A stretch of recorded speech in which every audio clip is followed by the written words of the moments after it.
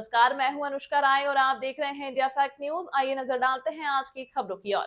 Digital media news portal संघ कार्यालय पंचशील चौक नागपुर में आजाद समाज पार्टी महाराष्ट्र प्रदेश यूनिट की ओर से पत्रकार परिषद आयोजित की।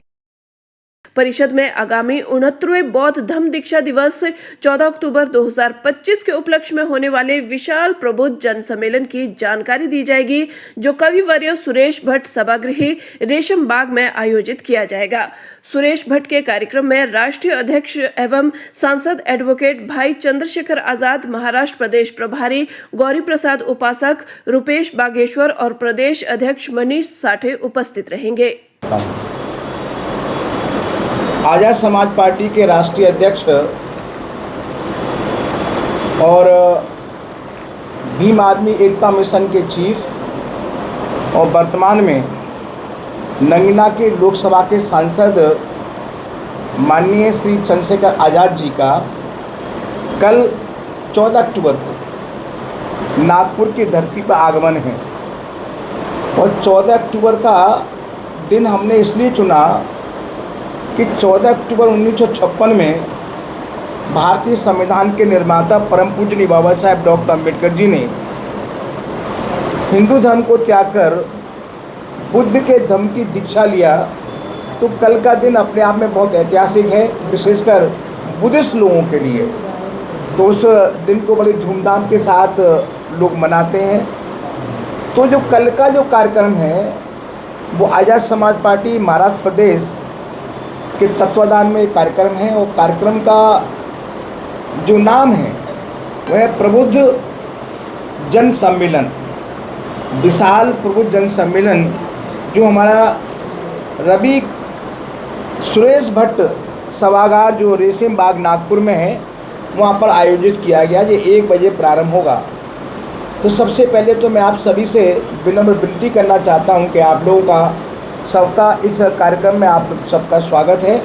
आप लोगों के लिए पहली जो पंक्तियाँ होगी उनमें बैठने की हमने व्यवस्था किया है, ताकि पत्रकार बंधु जो भी आदरणीय हमारे सांसद जी जो बात करेंगे उस बात को आप लोग रिपोर्टिंग कर सकते हैं। तो सभी लोग आप लोग इसके लिए आमंत्रित हैं। मैं विशेषकर ये लेके भी आए हूँ आप लोगों के लिए। तो आपसे विनम्र विनती है कि इसको आप लोग स्वीकार कर लेंगे। हमारे विशेषकर जो अध्यक्ष जी हैं मैं उनको दे के जाऊँगा। तो कार्यक्रम का इस प्रकार से रहेगा। कल प्रातःकाल लगभग 8:30 बजे हमारे राष्ट्रीय अध्यक्ष जी एयरपोर्ट नागपुर पर आएंगे और एयरपोर्ट से सीधा हम लोग रेडिसन जो ब्लू होटल है वहाँ पर जाने का काम करेंगे। और जब हम लोग जैसे ही रेडिसन ब्लू से आने से पहले हमारे जितने भी जिम्मेदार पदाधिकारी साथी हैं उनका हृदय से मन से अपने नेता का स्वागत करेंगे। स्वागत करने के बाद रेडिसन ब्लू आएंगे। वहाँ पर आने के बाद वो अपना ब्रेकफास्ट या जो भी रिफ्रेशमेंट होगा उसे करने का काम करेंगे। उसके बाद लगभग 11 साढ़े 11 बजे अपने काफ़िले के साथ हमारे राष्ट्रीय अध्यक्ष जी माननीय चंद्रशेखर आज़ाद जी दीक्षा भूमि की ओर जाएंगे। और दीक्षा भूमि में जैसा कि मैं आपको बता रहा था कि 14 अक्टूबर 1956 में बाबा साहब ने दीक्षा लिया था। तो जिस स्थान से बाबा साहब ने दीक्षा लिया उस स्थान को नमन करेंगे। साथ साथ जहाँ पर जितने भी महापुरुषों के जो चित्र हैं या तथागत बुद्ध के अंदर जो स्टैचू है उसको वंदन करेंगे, नमस्कार करेंगे। और करने के बाद वह बोधि वृक्ष है वहाँ पर, बोधि वृक्ष पर भी वहाँ पर बोधि वृक्ष को भी नमन करेंगे, क्योंकि इसका भी अपना बहुत बड़ा इतिहास है। वो लंबी बात हो जाएगी। वहाँ पर हमारे पत्रकार बंधु बहुत सारे आएंगे जो लगातार मुझे फ़ोन भी कर रहे हैं कि हम भाई का बहुत बड़ा इंटरव्यू या जो भी कार्यक्रम है हम साक्षात्कार लेना चाहते हैं। तो वो लोग भी वहाँ पर आने का साथियों काम करेंगे।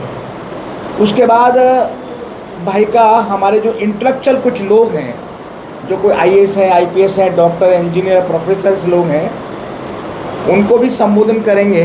उनका अपना कार्यक्रम है। और संबोधन के बाद फिर रेडिसन ब्लू, और रेडिसन ब्लू के बाद फिर हमारे 1 बजे का कार्यक्रम है जो कविवर्य सुरेश भट्ट सभागार में वहाँ पर लगभग 1.5-2 के बीच भाई चंद्रशेखर आज़ाद जी आने का काम करेंगे।